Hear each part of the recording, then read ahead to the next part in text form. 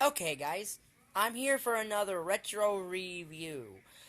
Today we revisit our old friends at World Championship Wrestling for the purpose of this review, the National Wrestling Alliance.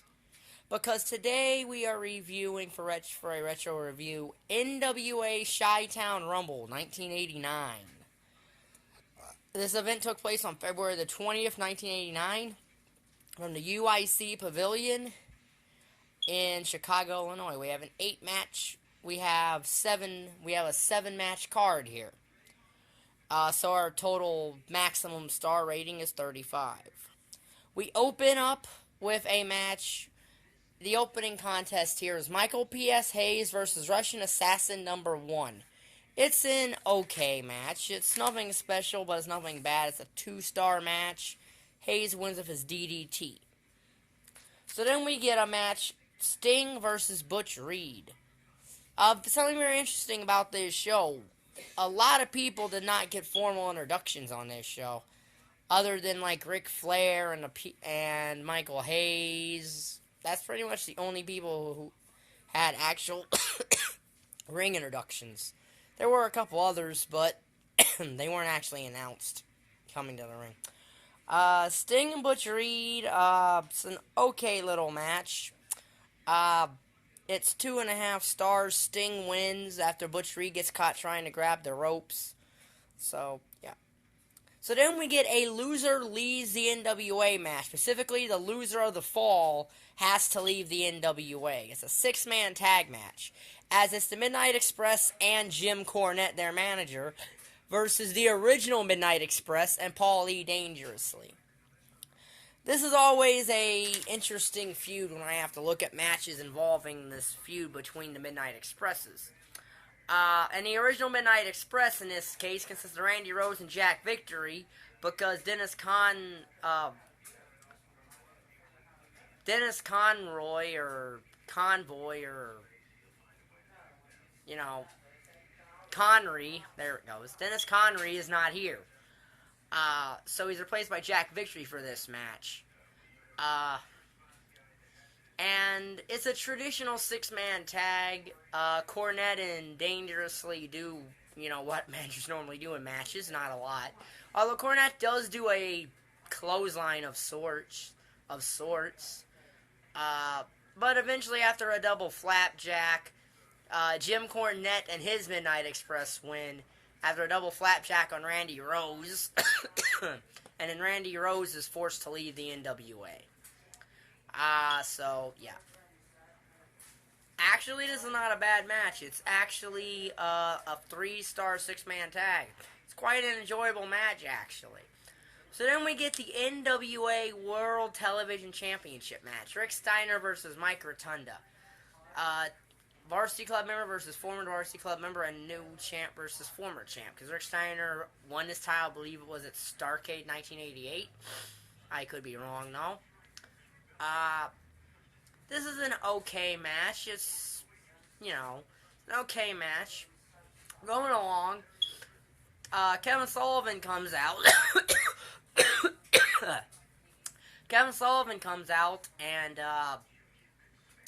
does something to Rick Steiner's dog, Spiker, something that distracts them. But Rick Steiner eventually puts a sleeper on Rotunda, falls to the mat. But Rick Steiner ends up pinning himself, allowing Mike Rotunda to become the World Television Champion.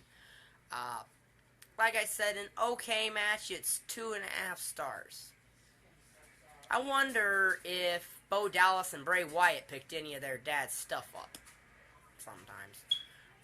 So then we get the NWA United States Championship match, as it's Barry Windham versus Lex Luger. More family members for Bray Wyatt and Bo Dallas, because Barry Windham is their uncle.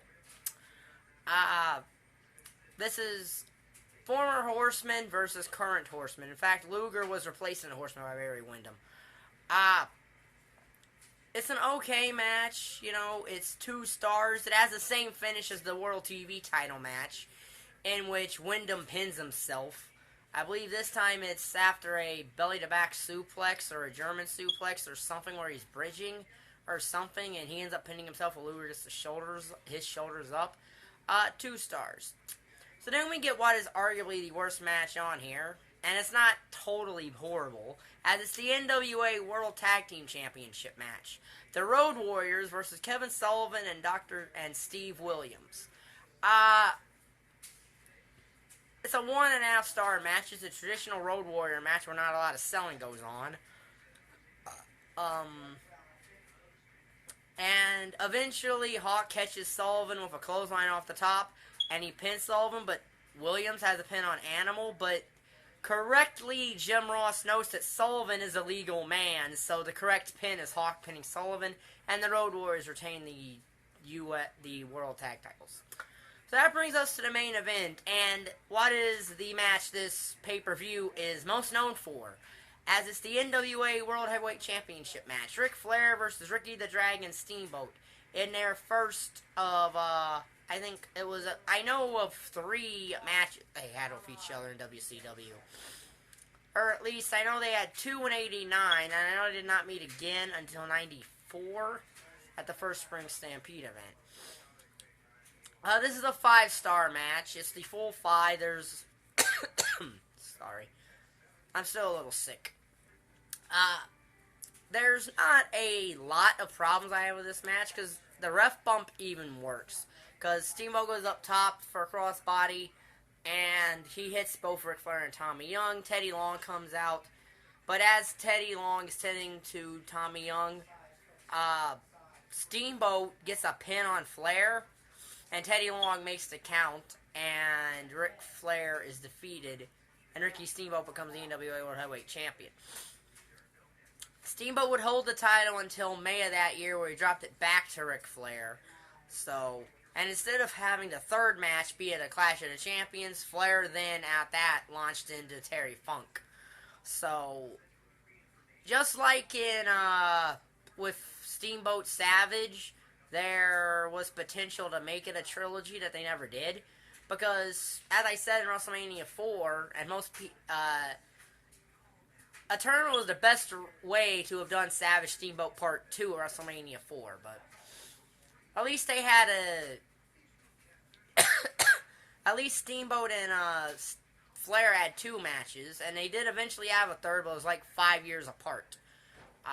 So, out of 35 stars, this show gets an 18.5, which I believe is right over a C. So, I'm going to give this show a B-. It might change when I figure up exactly what half of 35 is, but I believe it's 17.5. Or no. Yeah, no, this is a C. This is a because, yeah. It's 35. I believe that's a C. It's 18.5 out of 35, which I believe makes it a C. Like I said, this will be in the description once I edit the description for this video, which will be later tonight. So, this will be in my Retro Wrestling Review playlist. If you like the video, like button's down there, subscribe button is down there, and thank you for watching. Bye.